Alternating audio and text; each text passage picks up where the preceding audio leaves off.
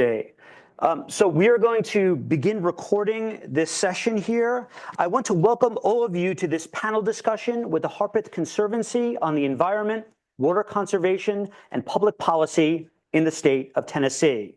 Before beginning, I want to first thank our panel guests from this environmental organization for taking the time to join us in this discussion. Furthermore, I would like to thank the university, the political science department, and Dr. Frederick Gordon for helping to put this event together. Lastly, I would like to thank the members of the faculty and student body who are joining us here today for this discussion. As many of you know very well, this is a relevant time to participate in a discussion on the environment, and more specifically, the issue of water conservation and management. In the fall of 2024, our community in East Tennessee, as well as neighboring North Carolina, was hit with an unprecedented hurricane that led to mass flooding, numerous deaths, and the destruction of infrastructure. The storm subsequently led to a highly politicized discussion within our media on what the causes of the disaster were and how organizations like the Federal Emergency Management Agency responded to it. More recently, a massive drought has hit Southern California, and large swaths of Los Angeles were destroyed by an unprecedented fire that took many lives. This disaster was also heavily politicized. In today's panel discussion, we can learn together more about the problems Tennessee and the rest of the country is facing with water conservation and management. We could also learn about the political context of these problems and the debates that are being held on different sides of the political spectrum. Finally, this is an opportunity for students to learn about how to participate in civil society, specifically how to engage in political activities such as lobbying and other forms of activism. Now, I am pleased to introduce the members of our panel, of which there are three. The first is Ryan Jackwood. Dr. Ryan Jackwood specializes in watershed restoration, biogeochemical processes at the land-water interface and containment transport, specifically nutrients and bacteria, in rivers and lakes. He is originally from Ohio, where he earned a Bachelor of Science degree from Ohio State University and a Master of Science and a PhD from the University of Toledo, researching issues with water quality and harmful algal blooms on Lake Erie.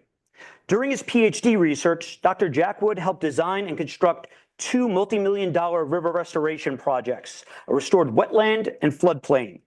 These restored systems mitigate sediment, bacteria, and nutrient runoff from agricultural drainage in a Lake Erie tributary. In March 2019, Dr. Jackwood was hired as the Watershed Science and Restoration Director for the Harpeth Conservancy in Nashville, Tennessee. At the Harpeth Conservancy, he provides strategic direction for the science-based programs. It implements restoration and policy priorities based on ecological assessments. Additionally, he is an adjunct professor at Lipscomb University, teaching graduate students in the Institute for Sustainable Practice. Dr. Jackwood serves on the advisory committee for Tennessee Tech's Professional Science Master's Environmental Informatics program and the Mississippi River Network. In 2024, he won the Water Conservationist of the Year award from the Tennessee Wildlife Federation. Now, our second panelist is Marie Campbell. Marie Campbell serves as Director of Community Engagement at Harpeth Conservancy in Nashville, Tennessee. To this role, she brings over a decade of experience in the nonprofit world, educating and mobilizing communities to be advocates for the environment. Marie moved to Music City from the Appalachian foothills of North Georgia over 20 years ago to study sociology at Belmont University, bridging her interests in art and culture with advocacy and community action. She has a Master's of Divinity from Vanderbilt University and has completed coursework towards a Master's of Conservation Biology from Miami University, focusing on grassroots conservation, completing fieldwork with indigenous communities in Belize and the northern Amazon in Guyana. And finally, last but not least, Jess Martin. Jess Martin serves as the communications manager at Harpeth Conservancy, bringing over a decade of experience in international humanitarian work, science, and integrated communications. Originally from West Virginia, Jess earned bachelor's degrees in psychology and biology in 2005, followed by a master's of science in 2010. Prior to joining Harpeth Conservancy in October 2023, Jess dedicated nearly 20 years to working with international-based nonprofits across the Middle East and North Africa. focusing on assisting refugees and vulnerable communities in Egypt and sub-Saharan Africa. Her fervent commitment to making a difference in people's lives and telling their stories to inspire meaningful change has been a driving force throughout her career. I can attest to this. I taught with her for about 7 years in Egypt. We were the only 2 American teachers at the modern education schools in New Cairo. And during the revolution in 2011, when there were people being injured and killed in the streets of Cairo, she was giving medical attention to many people who face severe injuries. Jess has a passion for education and has taught internationally. Her diverse experiences have equipped her with unique perspective on global issues, which she brings to her role at Harpeth Conservancy. In her current position, one of her favorite parts of the work is science communication, where she works to bridge the gap between complex scientific concepts and public understanding. So welcome to all of you. So for our panel, I guess we can start with a very basic question, and this is for the audience. First, can you tell the audience here at ETSU about when your organization was founded and the general causes you support? Yeah, sure thing. Hi, everyone. I'm Marie. We're really excited to be here. So, Harpeth Conservancy has been around since 1999. We're celebrating our 25th anniversary right now. In 1999, we started as a smaller watershed organization called the Harpeth River Watershed Association. And it was a bunch of really passionate local advocates who got together, a bunch of folks who lived along the Harpeth River and who lived in the area and knew that the river needed some work. And they got together, started an organization, and 25 years later, we're still here, and we've expanded our scope now from solely working in the Harpeth River watershed, which we will always do and always keep our eyes on that river and making sure that it's all right. But we now work across the state to make sure that water and rivers are protected the way that we think that they should be. Our mission is to restore and protect clean water and healthy ecosystems for rivers across the state of Tennessee. And our vision is that we're able to protect clean water and rivers in Tennessee with the help of folks who live in the state. So we want to make sure that as we're working for clean water protection and we're working to protect our rivers, that we're garnering strength and community support from folks across the state whose interests are at stake when we talk about water. So we have 3 core program areas that we focus on at Harpeth Conservancy. We have a clean water protection program, which basically covers all of our policy, rules, regulations, works to impact water and rivers on a systemic level. So everything from legislation, which you're going to hear about tonight, to talking about zoning and rule changes and regulatory permits and all of that good stuff. And then we've got a science program that's run by Dr. Jack Wood, who's here tonight, and you're going to hear a lot from him too. Our science department does a lot of work to make sure that we are bringing the latest innovative science and research to bear when we're making policy recommendations. And then we've got our community engagement program that makes sure that as we're working with experts across the state and we're working with the decision makers, we're also building with community members and making sure that we're providing on-ramps for folks in communities to join us as we're advocating for solutions to some of our most pressing issues related to water and rivers. Okay, so your organization, it's done a lot to support Tennessee's wetlands. Can you tell us more about the political context of this issue? Yeah, sure thing. There's kind of a lot of context, so I'm going to run through some of it, and I'll ask Jess and Ryan to jump in as they see fit. But a couple of years ago, in May of 2023, the U.S. Supreme Court ruled on a case called Sackett versus EPA, where they narrowed the definition of waters of the United States in the following way. They said that wetlands must have a continuous surface level connection to a navigable water or a relatively permanent body of water in order to be subject to federal regulations. Wetlands that are not connected by a continuous surface level connection are considered now isolated wetlands and are only regulated at the state level, if at all. So the big thing that happened here through case law is that we no longer have the protection on a federal level for all of our wetlands. We only have protections from the federal level for some of them, and some of them are now excluded. So on a big scale, that means that individual states are always solely like responsible for water quality. The federal government, as they provide protections, gives us kind of a backdrop for that, but it's really up to the states. So what happened after that May 2023 Supreme Court ruling on Sackett versus EPA is it opened up this opportunity for states to either proactively protect isolated wetlands if they weren't before, or to follow federal guidelines and no longer provide protections for those wetlands. In some states, like I think Indiana is one of them, their state legislatures put forth legislation that would proactively protect wetlands that no longer have federal protections. And that was a really great outcome from a really kind of terrible situation.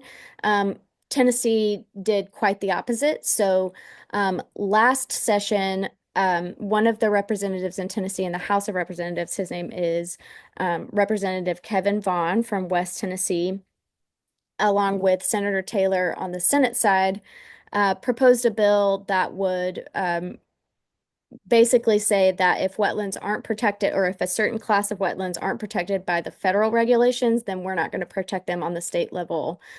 So post-Sackett, that means that we were going to lose protections for our isolated wetlands, which would have meant losing protections for about 60% of our remaining wetlands left in the state. So not an insignificant number.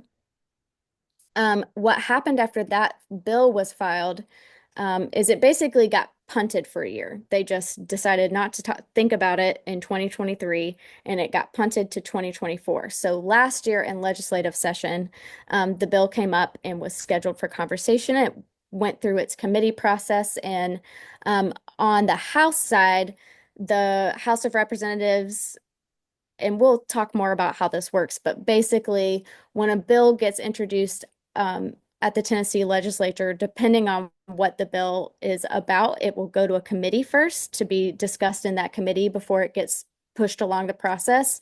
On the House side, the House was really going back and forth discussing it for about a month.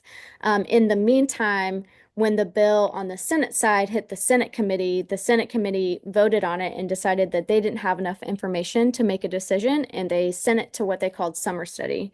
And what that meant is that the wetlands bill that Vaughn and Taylor introduced basically got shelved. So in essence, it was a win for us because the legislation didn't pass. But then a bunch of complicated stuff happened after that. So following the end of last legislative session, last summer, our state regulatory agency, our environmental agency, Tennessee Department of Environment and Conservation, held a stakeholder engagement process where they gathered all the people who they knew would want to have input on wetlands regulations together to give those input. They sent out a survey that all the stakeholders participated in. They held a day-long event where all the stakeholders across the state gathered in Nashville to talk even more in depth about what our recommendations might be. The stakeholders included nonprofit groups like us and other folks in our coalition, our pro-wetlands regulation coalition. It also included legislators, and it included notably some folks who were in effect on the other side of us on this issue, including developers. There is a group called Build Tennessee, which is made up of home builders, a whole builders like lobbying group. Those folks were invited, folks who have applied for wetlands, permanent, folks who have been through the regulation process were a part of that. And at the end of that stakeholder engagement process, TDEC put together a report that said, here, based on the stakeholder process, these are the recommendations we have for any legislation having to do with wetlands moving forward. That report was presented to the Senate during their summer study, which took place in October, so not quite summer, but things don't always happen on their intended timelines when it has to do with the legislature. So in October, the Senate committee met TDEC presented their findings so that they could learn more about the issue, and that kind of wrapped up that situation.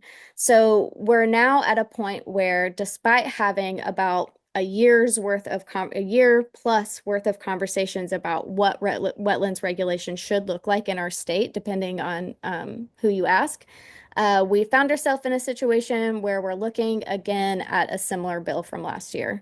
And I'll back off that and we'll circle back around what's happening this year, but that's kind of where we are. We have changing federal landscape when it comes to environmental regulations, broadly speaking, and very narrowly speaking, impacting wetlands now. And that's how we got here. And so it sounds like to me you have this political contention between private developers and construction, housing, and you have the environmentalist side that's concerned with conserving these wetlands. So I guess what's important for the audience here then is, what exactly are wetlands, and why is their conservation so important in Tennessee and elsewhere?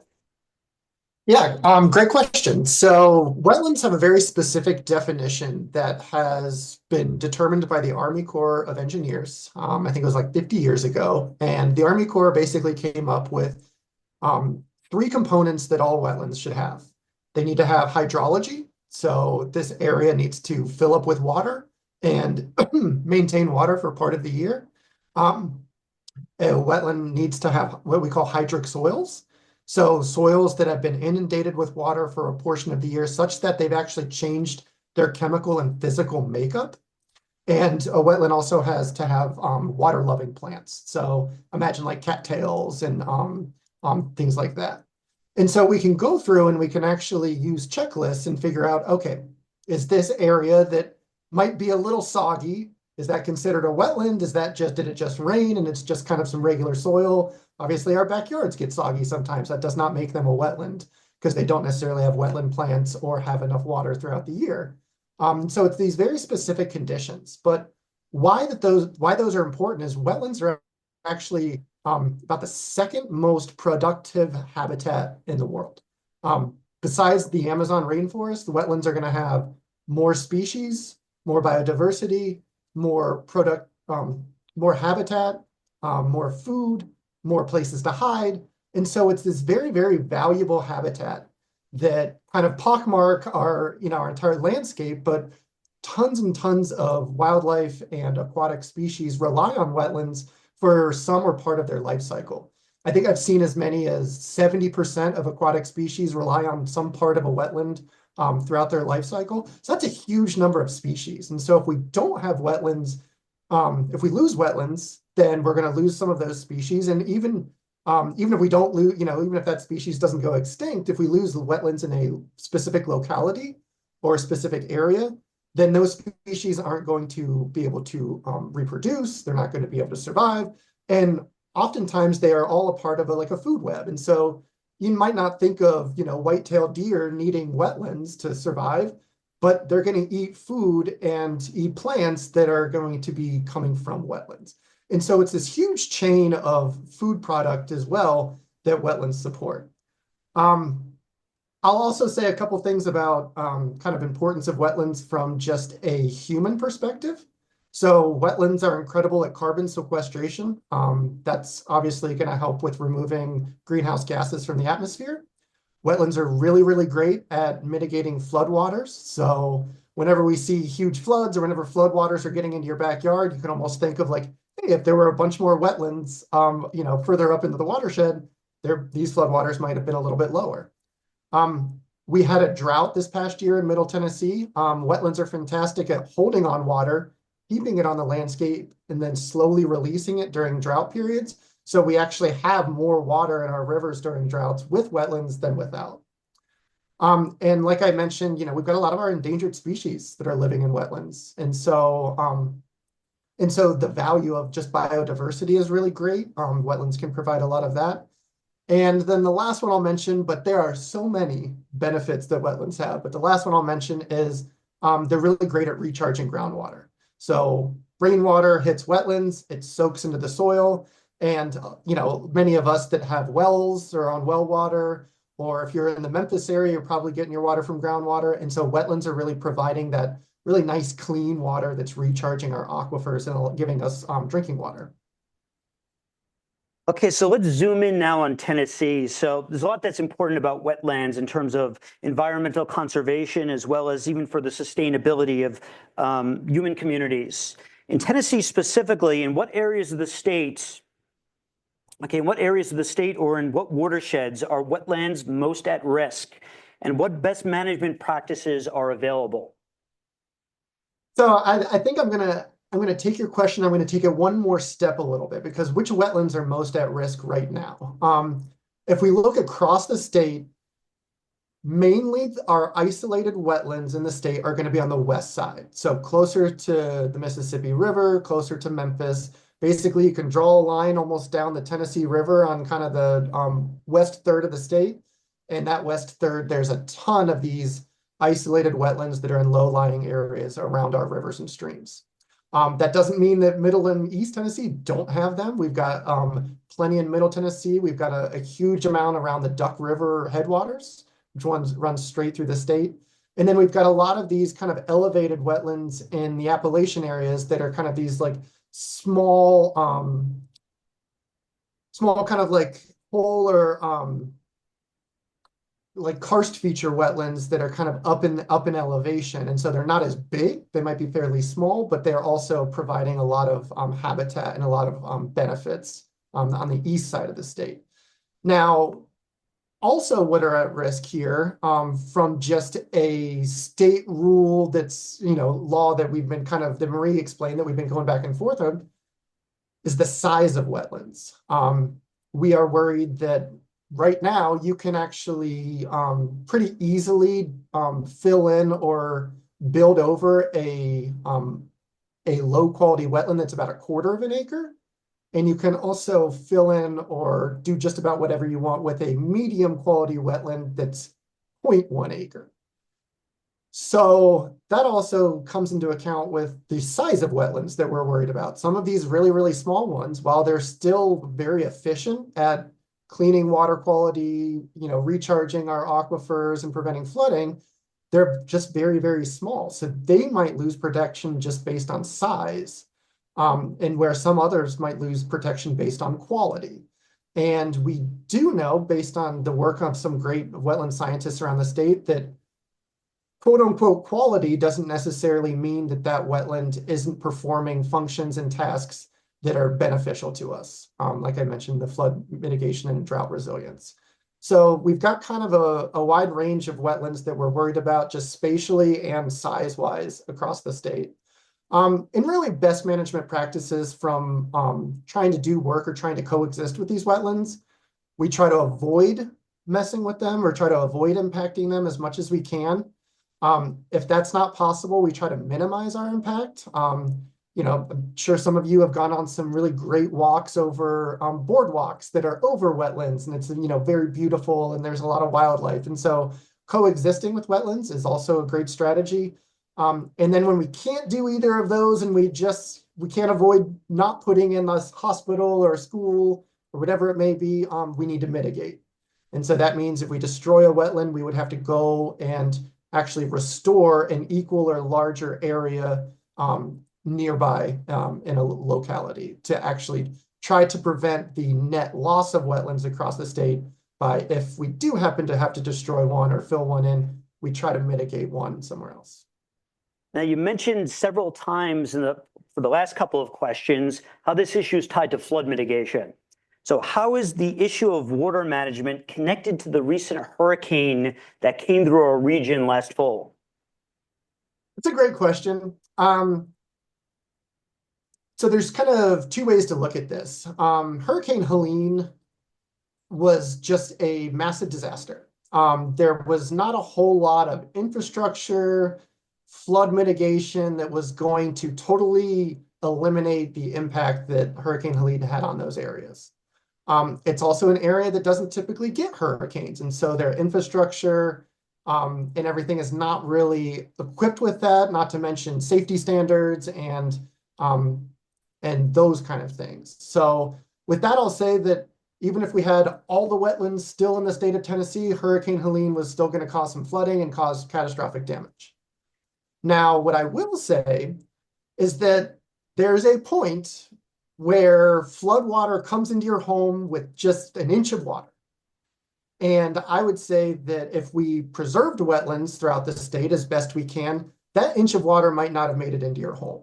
And so we're almost looking at this in kind of like a very kind of minute detail where the more wetlands we have, the more flood mitigation we're going to have. And that one person that, might have flooded without wetlands and didn't flood now, or the couple hundred people that might have flooded a neighborhood if the wetlands were gone, may not have flooded if the wetlands were preserved or mitigated in such a way.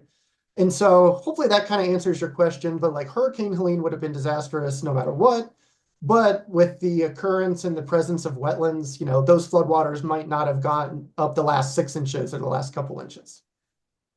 And so we're going to shift a little bit from science to politics now. So your organization, what tactics and strategies did your movement use to pressure the state of Tennessee to make reforms?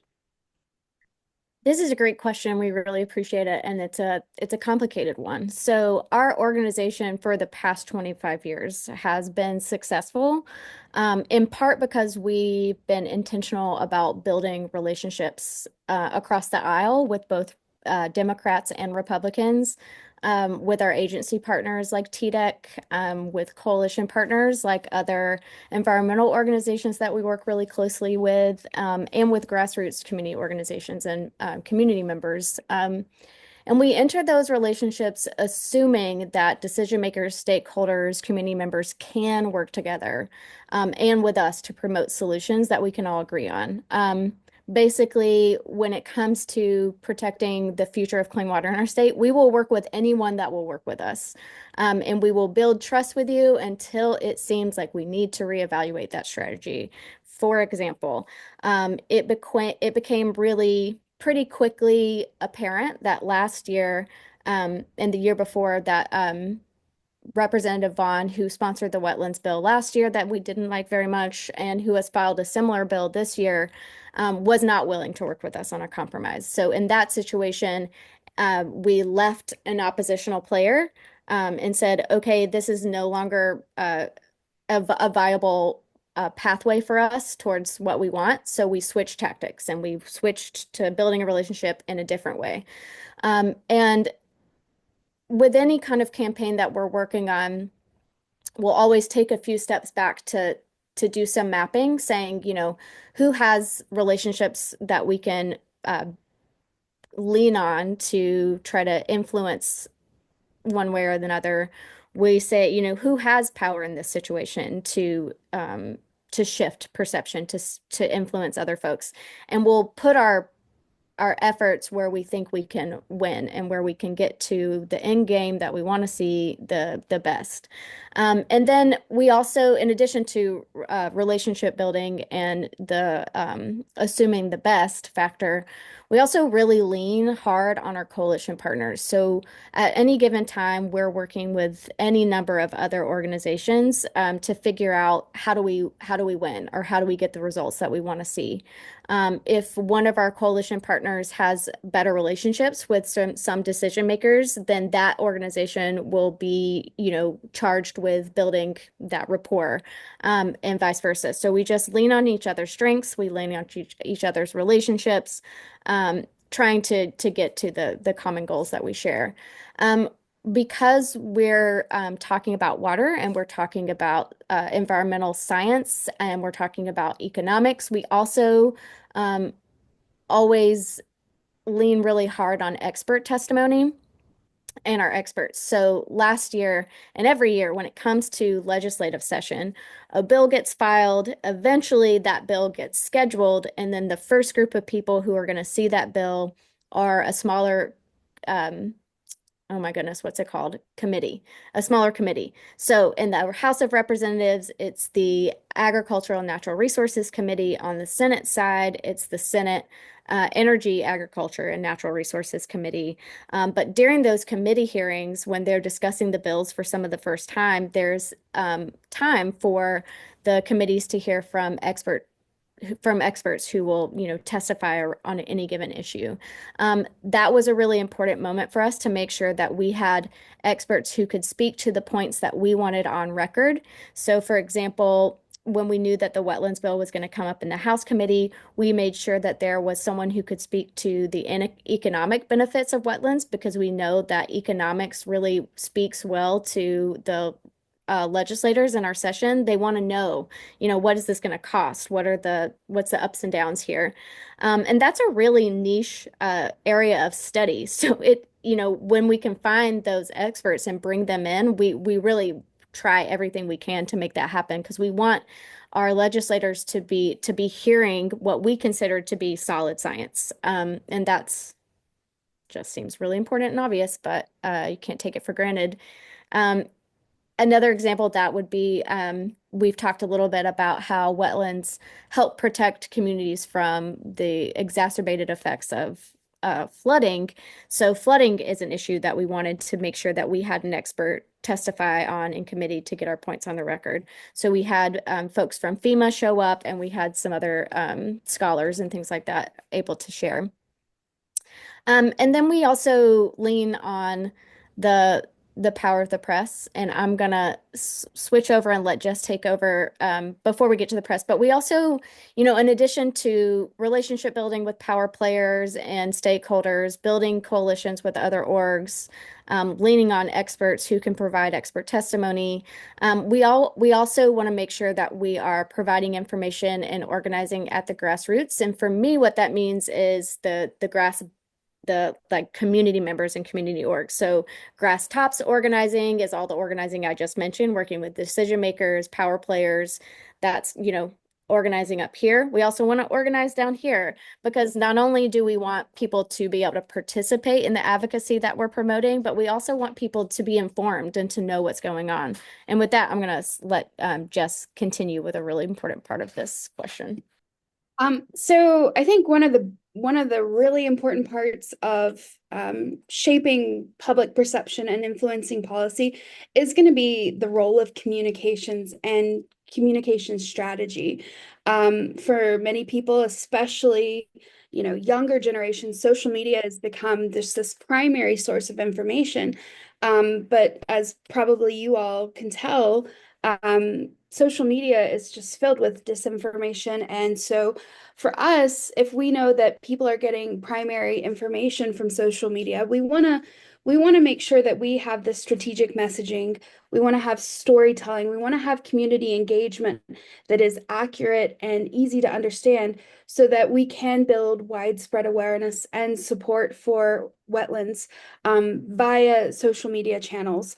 But we want to make sure that those experts who are participating in the testimony in front of legislators, that their voices are also being heard across those channels. And as well, this is where press does come into play as well. We are able to leverage op-eds. We're able to leverage, our independent relationships. For example, I might have a relationship with a particular journalist, and we're able to have different articles published or different pieces published about the bills or about just the general state of things, to spread a general awareness. But we're also able to have various individuals write opinion pieces from their expertise, and they are well-respected individuals in the community whose expertise is trusted. And then people read that and they're like, wow, I'm more informed, and I trust this source as well. One of the things that, we really worked hard on over the last couple of years is just really shifting the narrative from, just being like an opposition to these policies, to building awareness and emphasizing the essential role of why we are saying we need policies that do this or that. So for example, as Ryan and Maria both already talked about, the role of wetlands in flood prevention or flood mitigation, or biodiversity, we framed our wetlands messaging around the critical role of of wetlands for Tennesseans, how the natural role of that flood mitigation would be helpful for people. So one of the facts that we were able to use is, 1 acre of wetlands can store up to 1.5 million gallons of water. So just for reference, an acre is about the size of a football field minus the end zones. So imagine a football field that's that size, that's like a sponge, and it's holding 1 million or up to 1.5 million gallon jugs of water. And yes, that would, be able to shrink down those inches of water, like Ryan had said.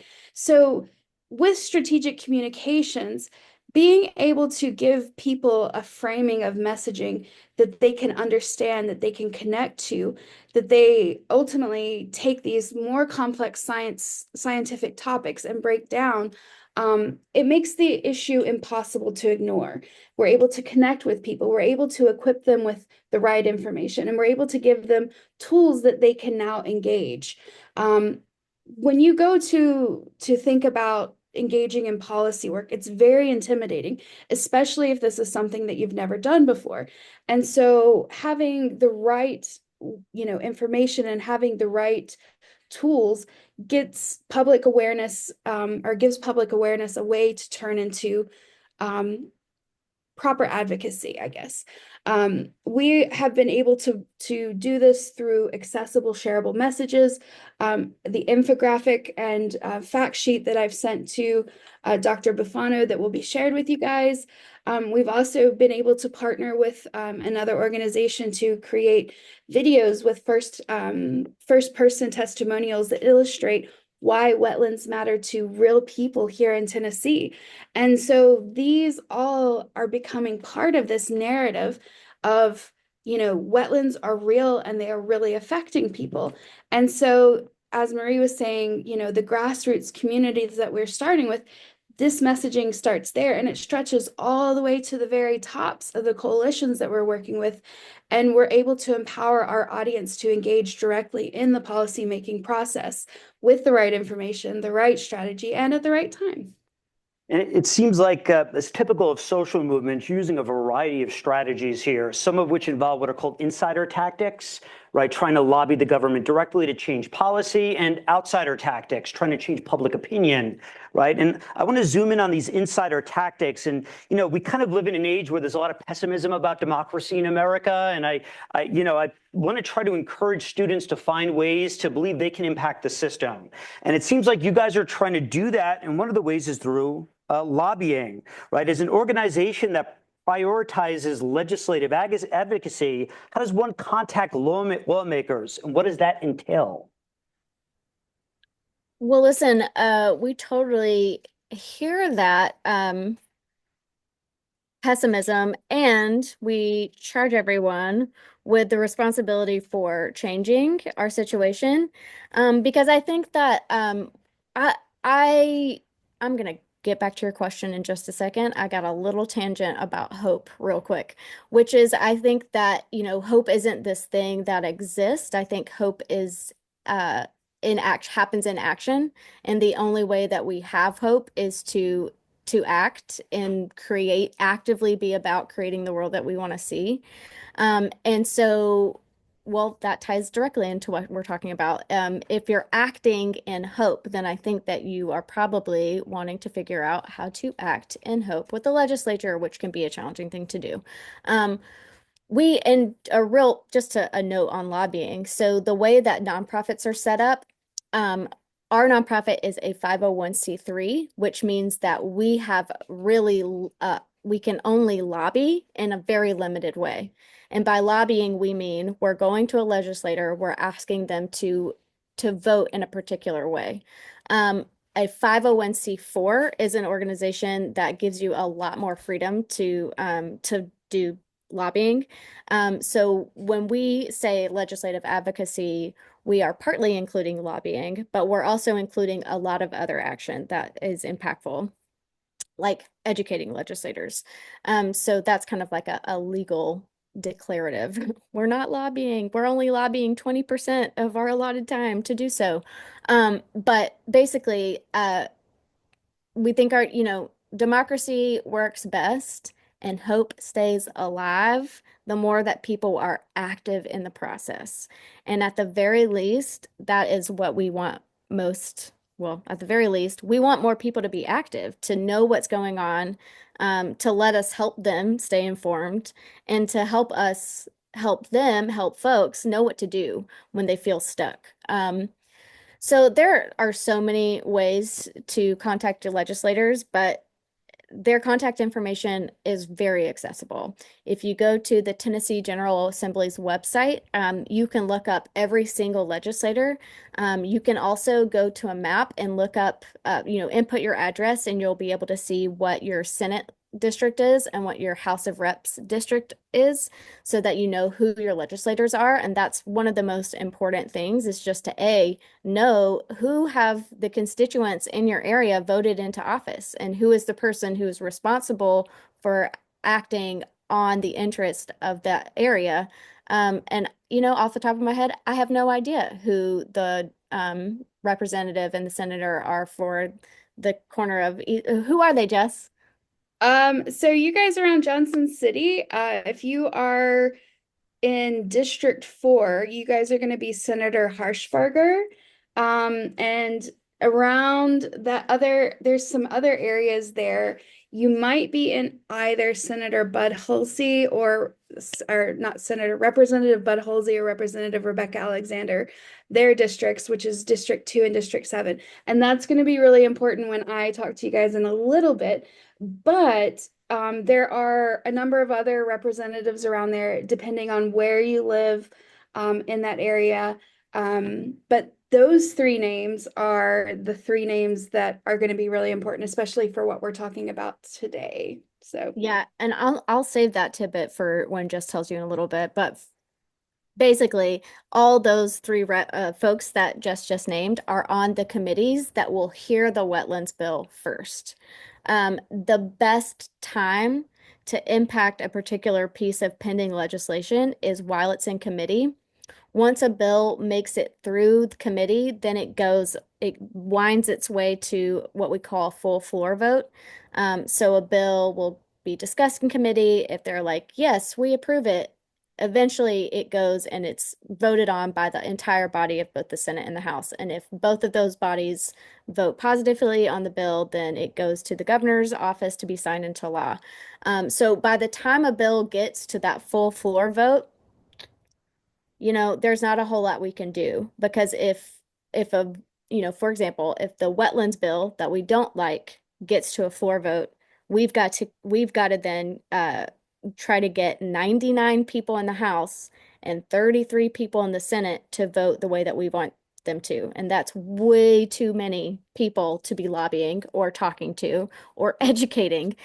So when the wetlands bill is in committee, that's a much smaller group of folks to lobby. So if your district senator, your district rep are on the committees that we're talking about, we need you. And Jess will tell you how we need you in a minute. But basically, there are so many different ways to contact your reps once you know who they are and know where to find their contact information. But at any time, you can call your rep, you can send them an email. You can send them an email saying, hey, I want to meet with you in person, and set up a time to meet them either at their downtown office in Nashville at the Capitol or in their in-district office throughout the year. Sometimes we kind of mistakenly think that legislative advocacy can only be happening during session when bills are getting discussed. And that's just not the case, because if we're waiting to build relationships with our legislators when we know there's active legislation pending, that doesn't give us a whole lot of time to build that relationship. So one thing that we've been encouraging folks to do is know who their legislators are, find out how to contact them, and get in contact them at any and all times, because the more that constituents are building relationships with the people that they've put in office throughout the year, not just during legislative session. So for the majority of the year, your legislators are back at home. They're in your district, they're wheeling and dealing, they're trying to figure out what to focus on, and they are just waiting for you to contact them. So whether or not you have like specific things that you want to talk to them about, I'm just like, hey, go talk to them. Tell them who you are. Tell them, generally, what are the things you care about? Because we can't take for granted that our elected officials are going to act the way that we want them to if we don't tell them. We have to tell them. It is our responsibility as voters, as constituents, as humans, to tell the people we've put in office, hey, here's what we expect from you. Because otherwise, how are they supposed to know? I'm just What going did to add what one did I more miss? thing. Yeah. And, if you feel like, well, I'm just one person, it's not going to make a difference. Even if you are just one person, sharing your voice is really important because, if everyone shares, then it's no longer just one voice. It's a whole bunch of voices. And I think yeah, I just wanted to say that. So I'm going to shift to the last kind of set of topics we're going to talk about is just the legislation that currently exists on the wetlands. Can you tell us a bit about the legislation that currently exists to protect the wetlands and the strengths and weaknesses of that legislation? Yeah, so Tennessee actually has some pretty good current legislation around protecting wetlands. We are among the few southern states that have more protection than the federal government kind of like baseline that has been established by the Sackett ruling. And so we require certain levels of mitigation. So if you are filling in a wetland, you might have to actually mitigate or create twice the area of wetlands somewhere else. And so that's the state of Tennessee saying that's what we like better. We also have pretty broad protections for wetlands. And so it's not as basic as saying that, oh, okay, a wetland's not connected to a surface water. We have those established, and that even in the state, if there's a wetland and it has groundwater connection, it is still protected by the state. And so as Marie was talking about this Sackett ruling earlier, if we rolled back to Sackett kind of levels of protection, we would lose a lot of those protections that have been built into our state law already. Tennessee actually passed its Water Quality Control Act in 1971, which was a year before the Clean Water Act, which is the federal legislation that's kind of our foundational water quality protective legislation. So Tennessee was almost ahead of the curve back in the 70s, protecting water resources. And that has largely been what has been controlling our jurisdictional and water protections today. Now, if we lose some of that, things are going to change. But you mentioned some weaknesses. So one thing I'll say is that those of us who have kind of lived in the state for even a couple years, the west side of the state is much different than the east side of the state. And we have kind of this huge variety of landscapes in between. So a wetland on the west side of the state is not going to be the same as a wetland on the east side of the state. You can almost imagine, think of comparing Tennessee to Arizona. Those wetlands in those two different states are going to be completely different. So we don't necessarily, it's not super logical to use one rule to actually dictate all of these wetlands, their jurisdiction, what protection they have, because they're so different. So one of the weaknesses in the state of Tennessee is that we try to more or less manage all of our wetlands across the state the same. But we're hoping that that could be kind of an avenue to maybe there's a compromise of maybe treating wetlands different in different areas. So that could be a weakness. I'll say another weakness probably from the current legislation is just timing and logistics. We don't know a wetland is a wetland until you actually get out and you're on the property looking at it in person and you do what's called a delineation. And that takes time, that takes money. Oftentimes you're hiring a certified wetland delineator to do it. Sometimes the people go back and forth with TDEC and the wetland delineator. Maybe they don't agree on it. And so that process does take time. And I know time and money is going to be kind of a weakness for some of these things.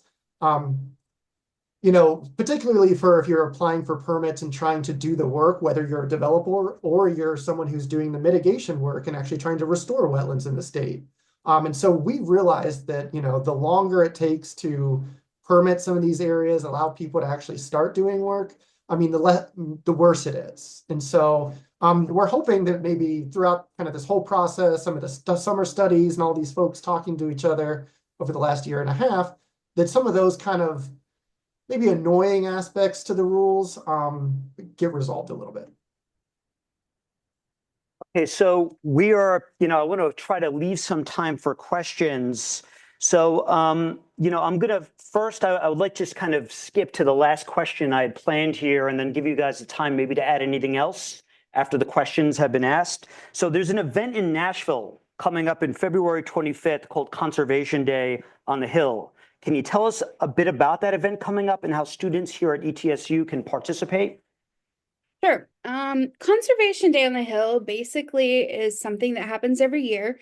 There are a few partner organizations like Harpeth Conservancy and others, and we just basically invite folks to join us in Nashville at the Capitol to meet with legislators about some of our most pressing conservation issues, including protection of our wetlands, or other bills that we may consider to be a priority.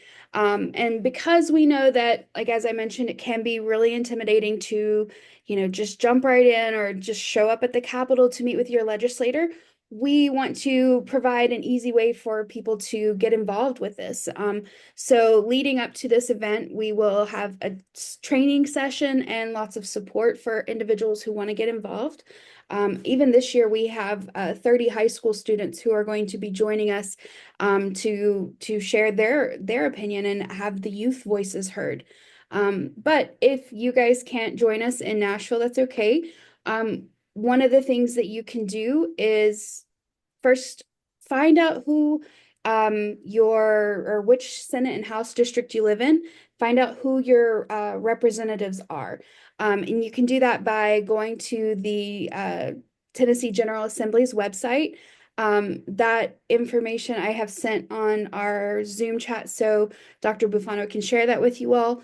And once you figure out who your elected legislators are, you can email them or call them and let them know, that you support the protection of wetlands. And then also coming up on February 18th, prior to this, we have a bill priorities and info session for the legislature or the legislative events that we have. And it is online. You guys can join us for that webinar. And we will be sharing more information about the wetlands and then some other organizations that would be joining us for Conservation Day on the Hill. They will also be sharing about some other bills that are priorities as well for their organizations. So, as I said earlier, if you are a constituent in Senator Harshbarger's district, which is District 4, or Representative Bud Halsey, which is District 2, or Representative Alexander, which is District 7, all of those individuals are on committees that are going to hear these bills, and it's going to be especially important. So as they hear about the wetlands bill, they're going to be instrumental in deciding the future of, whether it passes through or they vote to stop it. So, reaching out to them, even if you're not in their districts, reaching out to your representative and, having your voice heard will be a great help. All right, well, thank you all so much. So what I'm going to do now is just open it up to questions. And of course, these questions can be on any topic. So does anyone here have any questions they would like to ask the panelists? Scientifically related, in terms of politics? Yes?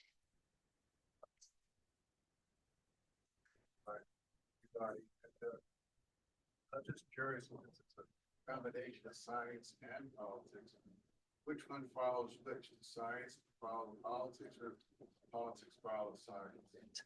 Okay, so basically what just got asked is, you guys are a mix of a political and a scientific advocacy group. So what comes first? Does the science come before the politics, or does the politics, come before the science? The science comes before the politics, as far as I'm concerned. Yeah, we want to make sure all of our advocacy, everything that we are fighting for, everything that we are trying to protect, is rooted in science, and so that's where we always start.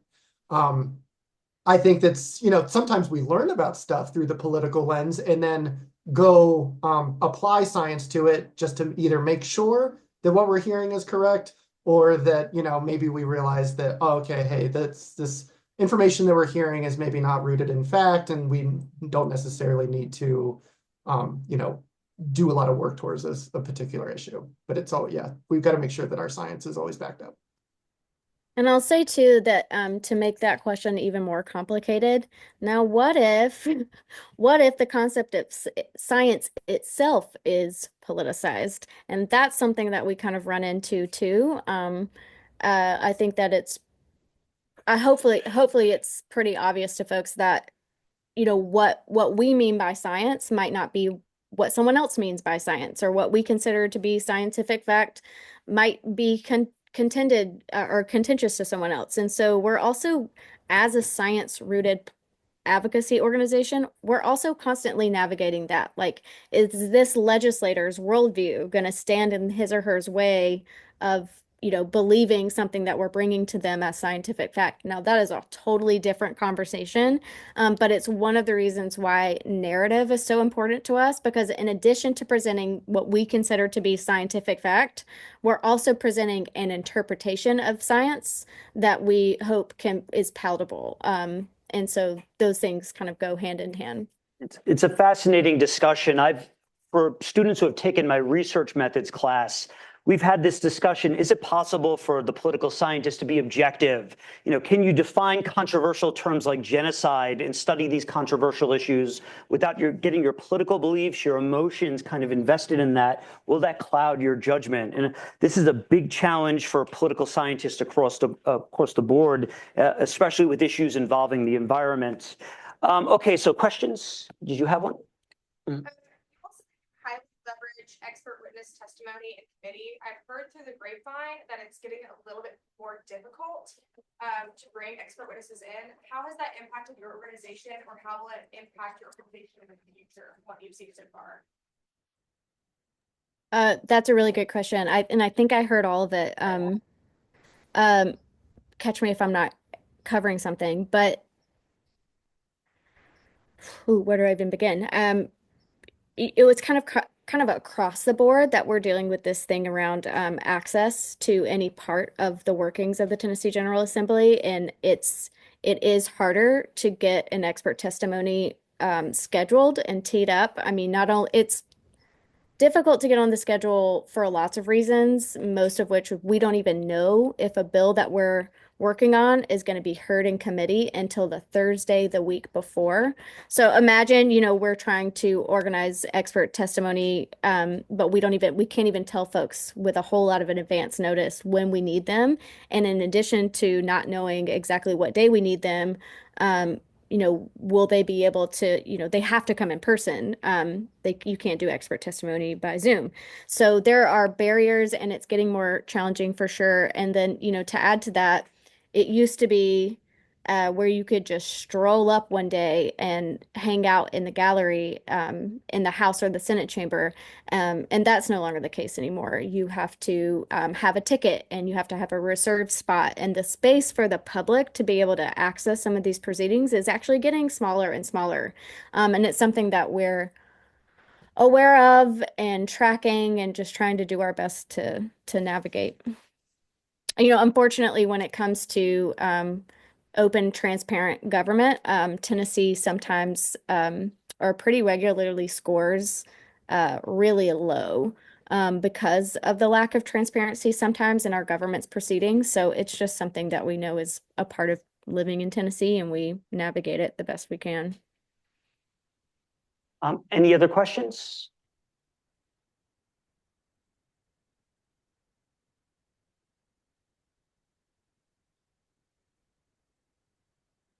Okay, so I guess to end this panel discussion, are there any other comments that you would like to make before we say goodbye to you all? I'll do something kind of fun here if this works really quickly. So this is actually a map of all of the isolated wetlands that we think could be under threat if the new law passes. So all the blue are just little dots of these little isolated wetlands that don't actually connect to a river or stream or lake in the state. And so you can see what I was describing on the west side. We've got a whole bunch because it's much lower. And then you can see not as many in the middle, but a lot are on the duck. And then you can see that the east side has certainly a lot as well, but they're kind of up in the mountains. And so just contextually wise, we have a lot of wetlands in the state. And it's really important that we've already lost about 60% of them. And so it's really important we try to keep the rest of them around. Yeah, just to add to what Ryan was showing you, if you could put that back up for just a second. There is it just to put this into context, I know that most of you probably are going to understand the concept of a football field. There's more than 320,000 football fields approximately of geographically isolated wetlands we've estimated as being at risk. I think was the last number that we looked at, and more than 80% of those are less than the size of or around the size of a football field. So they might not seem like they are very big and they might seem like they are insignificant, but actually, these smaller wetlands, they function just as well and to the same degree as larger wetlands do. So they are very important. And when we look at, these so-called isolated wetlands, just because they don't have a surface connection, they are still very intricately connected through the groundwater and through, underground under the surface connections to other streams and other bodies of water. And so, the name isolated is very misleading. And that's one of the kind of misinformation things that we are having to combat when we are educating people about this. So when you see all of these areas of blue around particular watersheds, like the Duck River watershed, or over here in West Tennessee where there's the large aquifers, it's they're there for a reason. They're there because they are connected to those water sources. Okay, well, thank you all so much for joining us. I'm going to be sure to, if everyone could just give them a round of applause, just thank you for coming to just talk with us here today. Of course, I'll be sure to share that information with the rest of the student body, as well as on the upcoming event, if they want to participate. So thank you so much. And it was just a pleasure chatting with you today. Wonderful. Yeah, thank you so much for having us. Okay. All right. Have a good night.